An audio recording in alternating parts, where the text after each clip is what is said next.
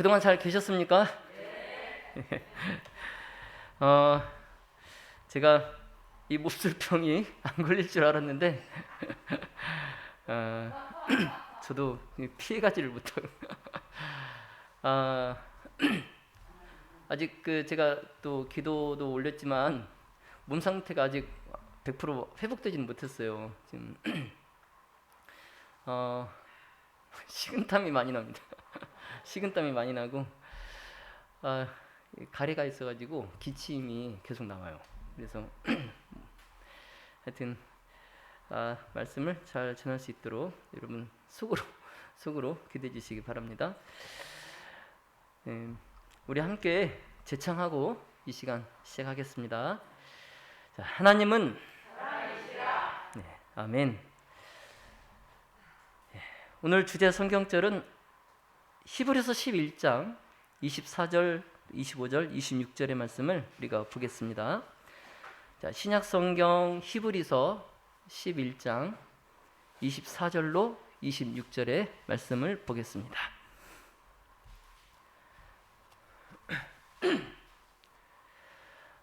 믿음으로 모세는 장성하여 바로의 공주의 아들이라 칭함을 거절하고 도리어 하나님의 백성과 함께 고난받기를 잠시 죄악의 낙을 누리는 것보다 더 좋아하고 그리스도를 위하여 받는 능욕을 애굽의 모든 부하보다 더 큰 재물로 여겼으니 이는 상주심을 바라봄이라.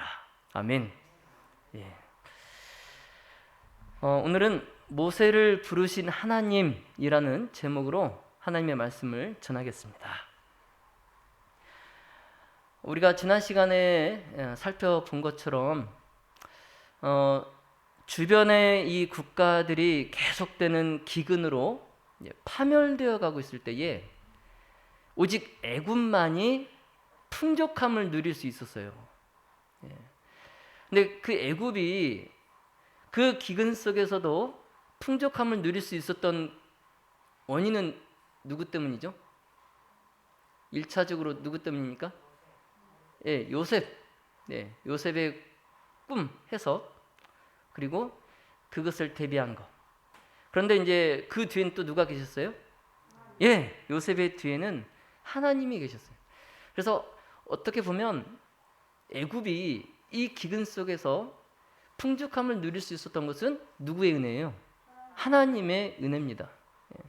그래서 이것을 요셉 때문에 우리가 풍족함을 누린다가 아니라 하나님, 요셉과 함께 하시는 하나님 때문에 우리가 이 어려운 때에도 풍족함을 누린다라는 사실을 바로와 그 왕실의 모든 사람들이 알고 있었습니다.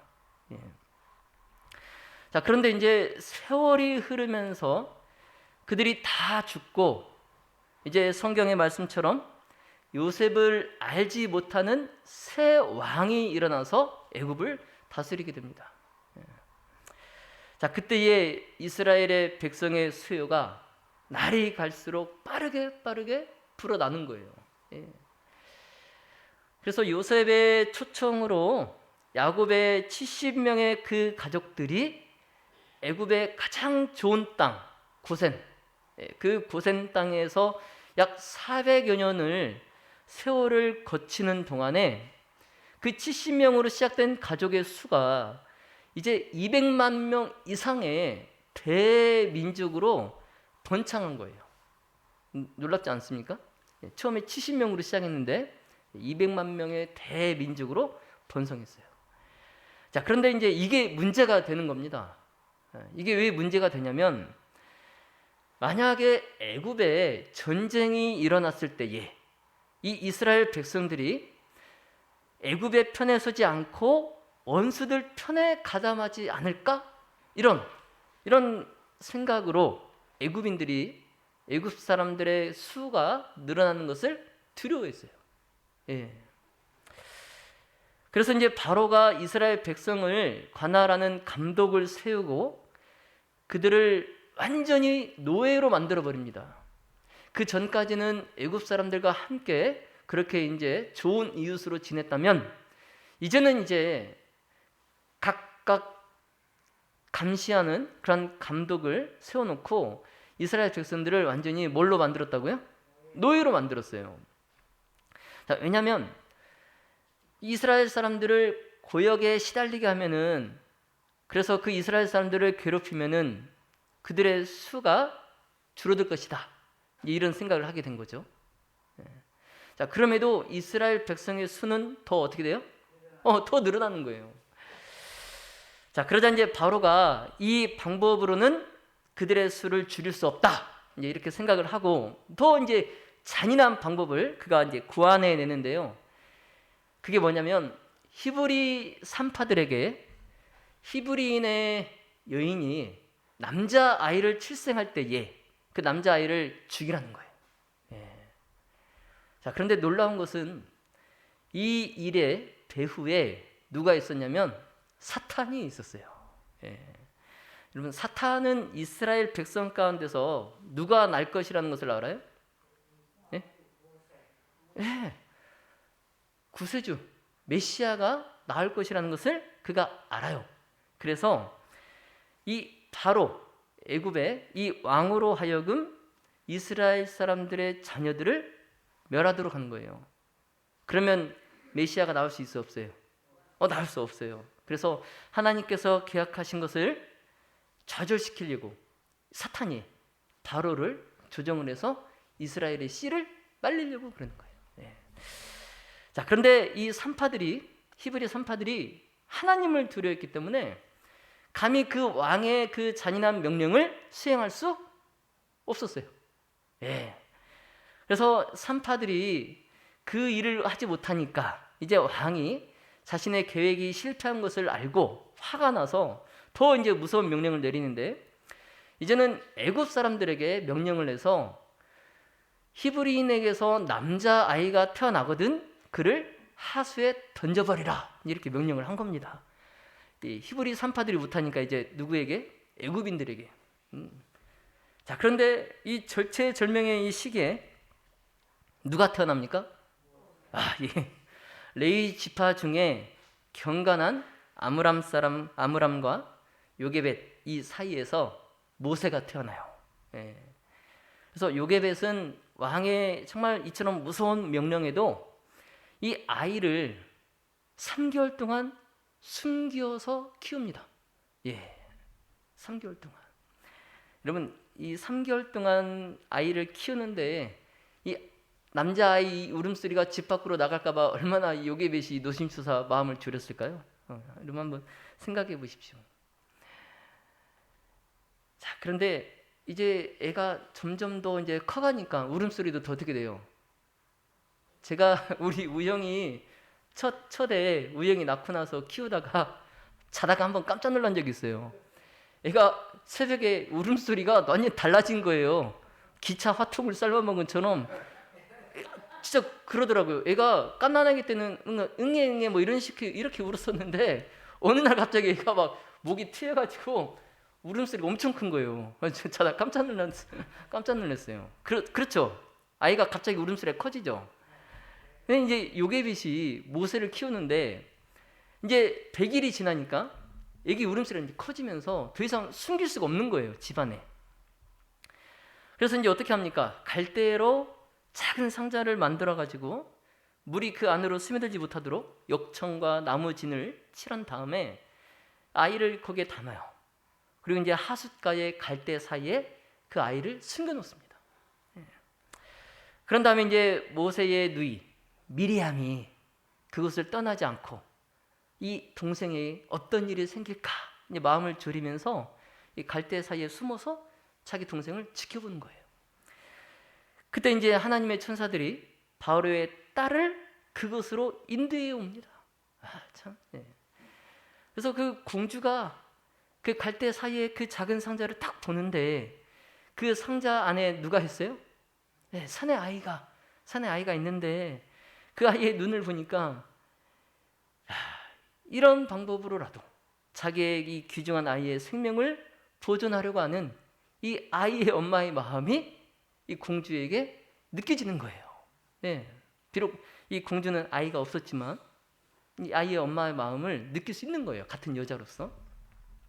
그래서 이 아이를 내가 구원해야겠다 결심을 하고 자기의 양자로 삼습니다. 예. 그러면 참 감동적이지 않습니까?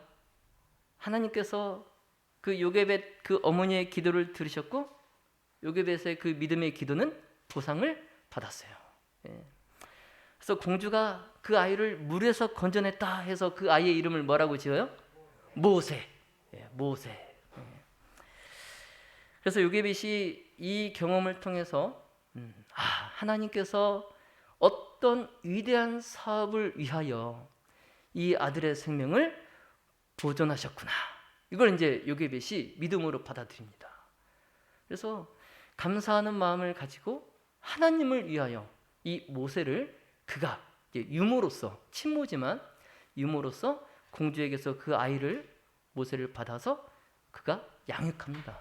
예, 양육할 때에 이미 미리암이나 아론도 있었지만 그 다른 자녀들보다 더 이 모세를 더 정성껏 주의 깊게 교육하고 양육해요.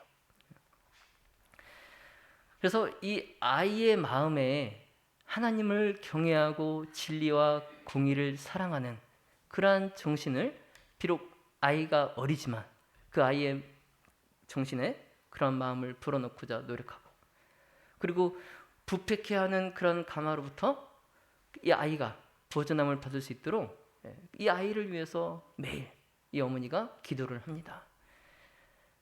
그래서 이 아이가 이제 커서 12살이 되었을 때에 이제 요게벳이 자신의 그 사랑하는 아들을 이제 바로 공주에게 보내요. 그래서 참 보잘것없는 그 초라한 그 오두막 집에서 이제 어디로 가게 됩니까? 정말 세상에서 가장 화려한 왕궁으로 갑니다. 그래서 바로의 딸에게 옮겨가서 이제 그 공주의 아들로 이제 모세가 살게 되는 거예요. 자, 그런데 그 궁전에 들어가서도 모세는 그 악습에 물들지 않았어요. 누구의 기도 도구로? 어머니의 기도의 도구로 모세가 그곳에서도 악습에 물들지 않았습니다.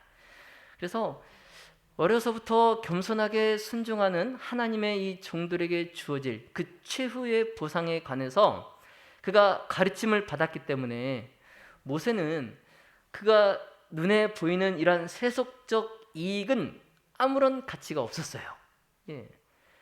그래서 그 장엄한 그 궁전과 그다음에 왕의 그 보좌가 모세를 세속적으로 유인하려고 했지만 모세는 그 궁전과 또 그 보좌가 자신으로 하여금 하나님을 잊어버리게 만드는 것임을 알고 있었어요. 그래서 그 호화찬란한 궁정 대신에 지극히 높으신 분의 성도가 받게 될 지극히 높은 영광을 그가 바라보았던 것입니다. 그래서 믿음으로 하늘의 왕께서 승리자의 머리에 씌워주실 이 불멸의 왕관을 모세가 바라본 거예요.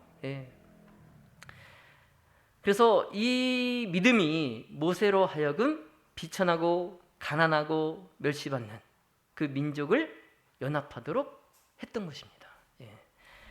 그래서 이제 12살에 되어서 궁전에 들어가서 40세가 될 때까지 궁전에서 교육받고 살아요. 자, 그러던 어느 날 이제 궁전 밖에서 한 애굽 사람이 이스라엘 사람을 때리는 것을 보고 모세가 달려들어서 그 애굽 사람을 쳐 죽여요. 그리고 이제 그 이스라엘 사람 외에는 자신의 그 살인을 목격한 사람이 없기 때문에 이제 그 애굽인의 시체를 모래에 묻어버리고 다시 이제 그가 이스라엘 민족을 애굽에서 해방시킬 그런 준비가 되었다라고 이제 그 일을 계기로 모세가 이제 스스로 생각하게 돼요. 내가 이제 이스라엘 민족을 내가 해방을 시켜야겠다. 그런데 이제 정작 이스라엘 백성들이 해방될 준비가 안 됐었던 거예요. 그래서 이튿날에 이제 또 히브리 두 사람이 서로 이제 싸우는 것을 보고 이 잘못한 사람을 이제 모세가 책망을 하니까 그 사람이 모세에게 이 모세가 살인한 것을 비난하는 거예요. 예. 그래서 사건의 그 전말이 이제 신속하게 애굽 사람들에게 알려지고, 그게 이제 실제 일보다는 조금 더 이제 과장되어서 부풀려져서 누구 귀에 들어갑니까? 예, 바로의 귀에 들어가는 거예요. 부풀려져 가지고. 그래서 이게 어떻게 부풀려지냐면, 모세가 쿠데타를 일으킨다, 이제 이렇게 부풀려져 가지고 바로에게 들어가는 거예요. 그래서 이제 왕이 당장 그 모세를 죽이려고 모세를 찾았지만, 모세가 이미 신변의 위험을 느끼고 도망간 뒤였어요. 여러분, 모세의 이 잘못이 무엇인지 아시겠어요?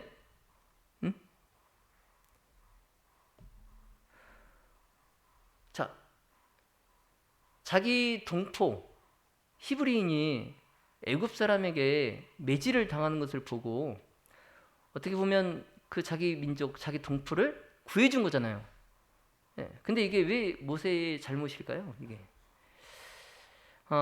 모세가 애굽 사람을 죽인 것은요, 단지 살인죄를 넘어서 그것보다 더 큰 과오가 있었던 겁니다. 뭐냐면, 조상들이 누누이 범해왔던 과오를 똑같이 범한 거예요, 모세가. 무슨 말씀이냐면, 하나님께서 하시겠다고 약속하신 일을 자신들의 손으로 처리한 그 과오를 모세도 똑같이 범한 겁니다. 자, 하나님의 뜻은 모세가 생각한 대로 전쟁으로 이스라엘 백성을 해방시키는 것이 아니었어요. 오직 영광이 하나님께만 돌려지도록 당신 자신의 능하신 힘으로 그 이스라엘 백성을 해방시키는 것이 하나님의 뜻이었습니다. 자, 그런데 모세는 아직 위대한 하나님의 사업을 성취할 준비가 되어 있지 않음을 그가 이 과오로 증명해 보인 거예요. 아직 모세가 하나님의 위대한 이 사업을 수행할 준비가 안 돼 있다, 이걸 그가 나타낸 겁니다. 그래서 이제 모세가 아브라함과 야곱이 배운 그 동일한 믿음의 교훈, 즉 하나님의 약속의 성취를 위하여는 인간의 힘이나 지혜를 의지하지 말고 하나님의 능력에 의지해야 하는 것을 그가 이제 배워야 됐어요. 그것을. 그리고 이제 더불어서 모세는 극기와 고난의 학교인 광야에서 인내와 감정을 조절하는 것을 배워야 됐습니다. 그러니까 한마디로 현명하게 다스릴 수 있기 전에 뭐부터 배워야 되는 거예요? 순종하는 것부터 배워야 돼요. 순종하는 것부터. 그래서 이제 하나님께서 그 도망간 그 모세를 인도하셔가지고 미디안의 제사장이고 또 왕이었던 이드루를 만나게 합니다. 근데 이드루는 참 하나님을 경배하는 사람이었어요. 그리고 얼마 후에 그 이드루의 딸 중 하나와 모세가 결혼을 하고, 거기서 그 이드루의 그 양떼를 지키는 목자로, 그러면서 40년을 광야에서 그가 살게 돼요. 그래서 하나님께서 당신의 백성의 지도자가 될 그 모세를 부르시고 40년 동안 비천한 그 목자의 일을 하도록 하셨습니다. 그래서 이렇게 해서 이제 돌보는 습관, 곧 자기를 잊어버리고 동정과 부드러운 염려로 양떼를 돌보는 그 습관이 개발되고, 또 자비심이 깊고 오래 참는 이 이스라엘의 목자가 되도록 하나님께서 그 광야 학교에서 그를 훈련시키고 교육시키실 것입니다. 그래서 이러한 모세가 40년 동안 광야에서 얻는 경험은 뭐 바로의 궁전이나 또 인간의 경험이나 지식으로 대신할 수 없는 아주 값진 경험이었습니다. 그래서 이스라엘 자손이 이제 계속되는 그 고역으로 인해서 그들이 이제 탄식하고 하나님께 부르짖은 그 부르짖는 소리가 이제 하나님께 상달될 정도였어요. 이제 이스라엘 백성이 구원함을 받을 때가 됐어요. 예. 그래서 어느 날 모세가 이제 하나님의 산인 호렙산 가까이에서 그의 양떼를 치다가 이 불꽃에 휩싸인 떨기나무를 보게 되는데요.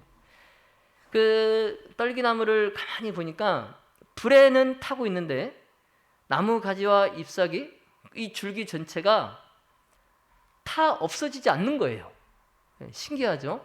나무는 지금 불이 붙어서 타고 있는데 잎사귀나 가지나 그대로 있는 겁니다.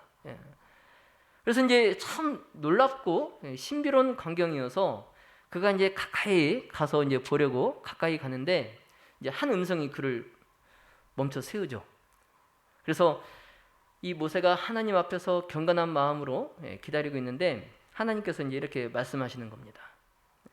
내가 애굽에 있는 내 백성의 고통을 정령히 보고 그들이 그 간역자로 인하여 부르짖음을 듣고 그 우고를 알고 내가 내려와서 그들을 애굽인의 손에서 건져내고 그들을 그 땅에서 인도하여 아름답고 광대한 땅, 젖과 꿀이 흐르는 땅에 이르려 하노라. 이제 내가 너를 바로에게 보내어 너로 내 백성 이스라엘 자손을 애굽에서 인도하여 내게 하리라. 자, 이 명령을 듣고 이제 모세가 놀라죠. 그래서 떨리는 음성으로 내가 누구간데 바로에게 가고 이스라엘 자손을 애굽에서 인도하여 내리까. 이제 그러면서 이제 한 발 뒤로 물러섭니다. 이제 모세는 자기가 앞으로 겪게 될 어려움과 이스라엘 백성들이 하나님을 잊어버리고 불신하는 것을 그가 생각했던 거예요. 그러니까 이 하나님의 말씀대로 하는 이 일이 쉬운 일이 아닌 거예요. 평범한 일이 아닌 거예요. 그러니 이제 하나님이 내가 정녕 너와 함께 있으리라. 네가 백성을 애굽에서 인도하여 낸 후에 너희가 이 산에서 하나님을 섬기리니 이것이 내가 너를 보낸 증거니라. 이렇게 말씀하십니다. 자, 그런데 이제 모세가 앞으로 자신이 감당해야 될 그 어려움들로 인해서 위축되는 거예요.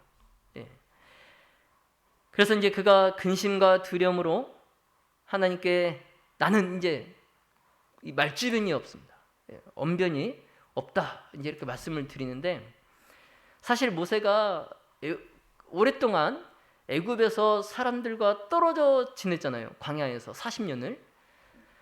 그래서 애굽에 그가 있을 때처럼 그 애굽 사람들의 그 말에 능통하지 못했어요.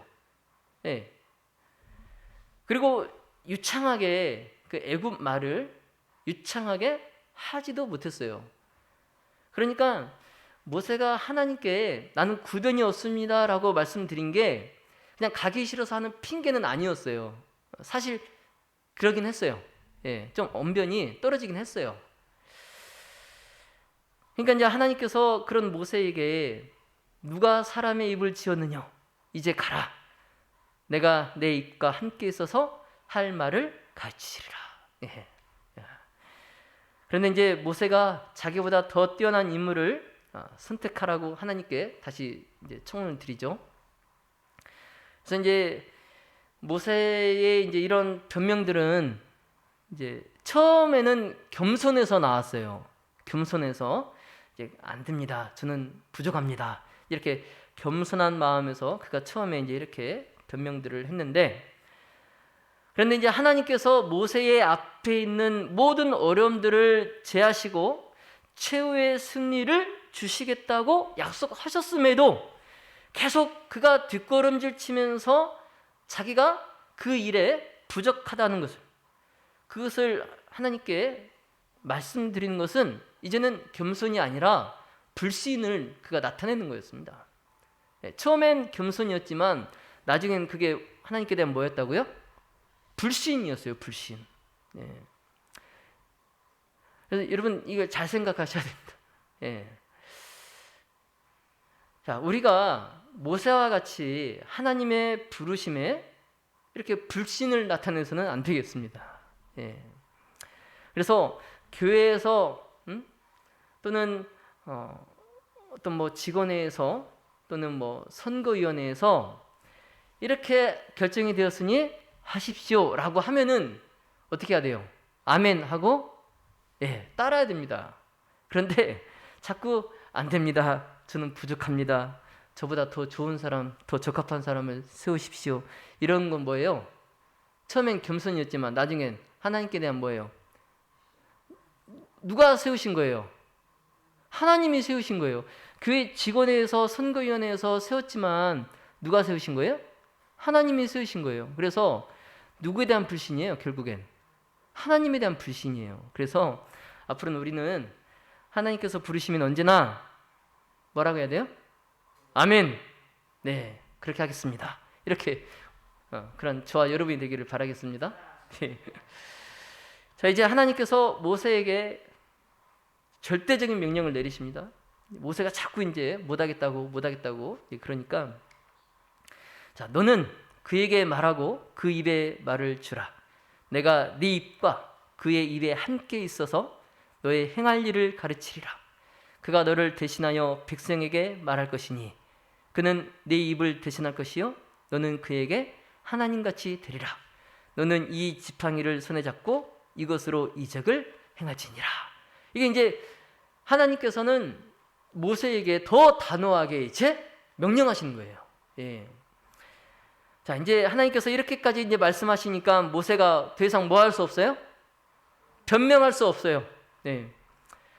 더 이제 더 이제 하나님께 못하겠다고 저항할 수도 없는 거예요. 예.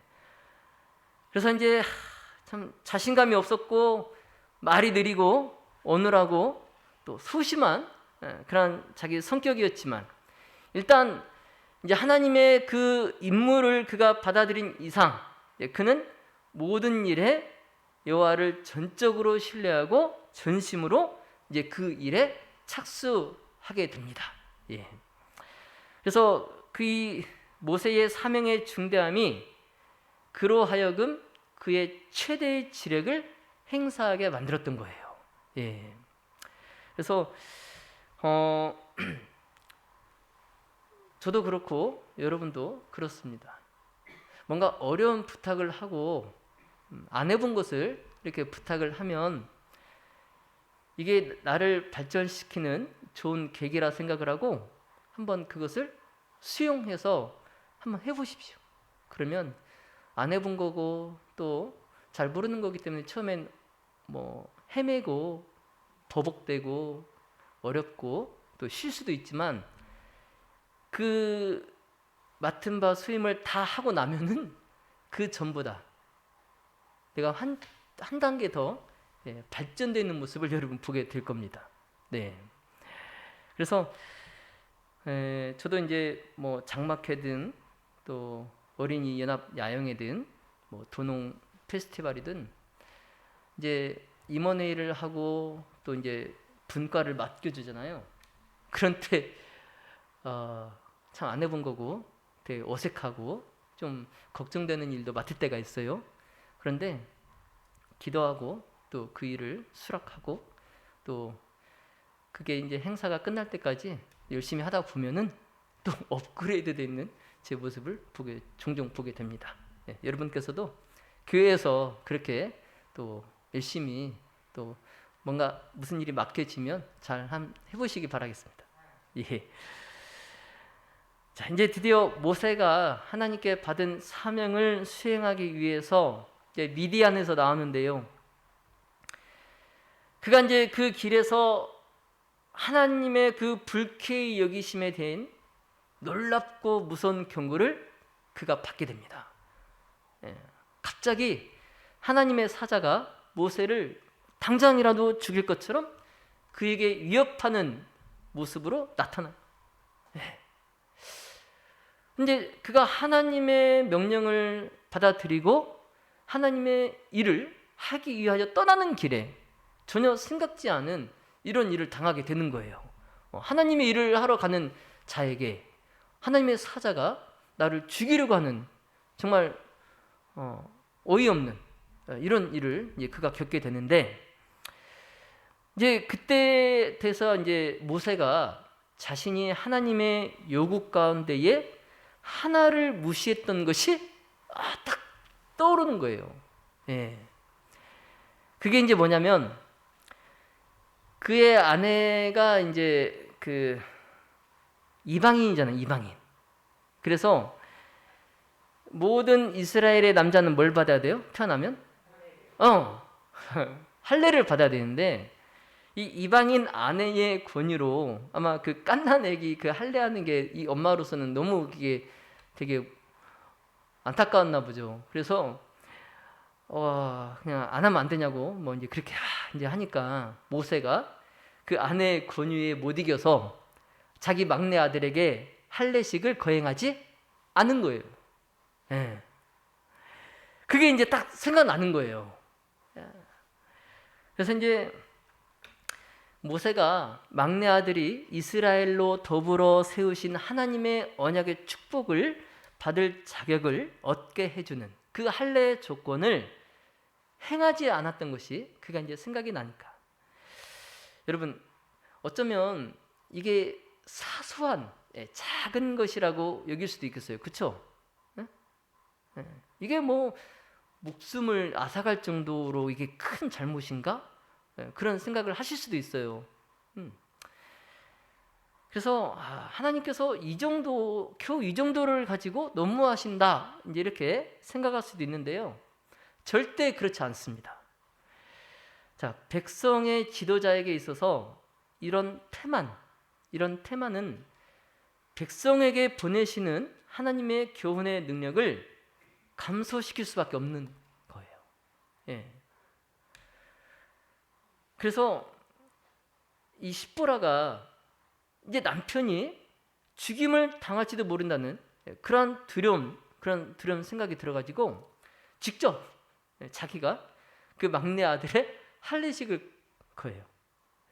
그래서 이제 그 자기 아들의 그 표피를 이제 딱 들고 이제 하나님께 이제 증거로 딱 제시할 때에 하나님께서 이제 모세로 하여금 그의 여행 길을 계속하도록 허락해 주십니다. 모세가 이제 앞으로 바로를 만나서 그의 사명을 수행할 때에 매우 이제 위험한 처지에 놓이게 될 겁니다. 그런데 이제 영감의 글은 모세의 생명은 거룩한 천사들의 보호를 통하여서만 보존될 수 있는데 만약 그가 알고 있는 의무를 등한히 하는 생활을 산다면 아무리 모세라도 천사들의 보호를 받을 수 없다 이렇게 말씀합니다.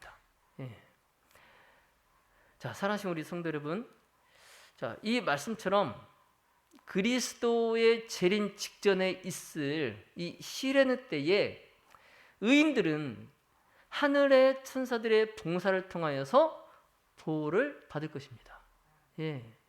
자, 그런데 하나님의 율법을 범한 자들에게는 안전이 없을 것입니다. 자, 그러므로 하나님의 교훈 중에 어느 하나라도 무시하는 사람들은 천사들이 보호할 수 없다는 것을 여러분 꼭 명심하시고 마지막 남은 백성으로서의 순종과 의무를 다하도록, 그래서 하늘에 갈 때까지 천사들의 보호를 받는 저와 우리 무등교회 가족들이 다 되시기를 바라면서 말씀을 마치겠습니다. 우리 마치는 찬미 528장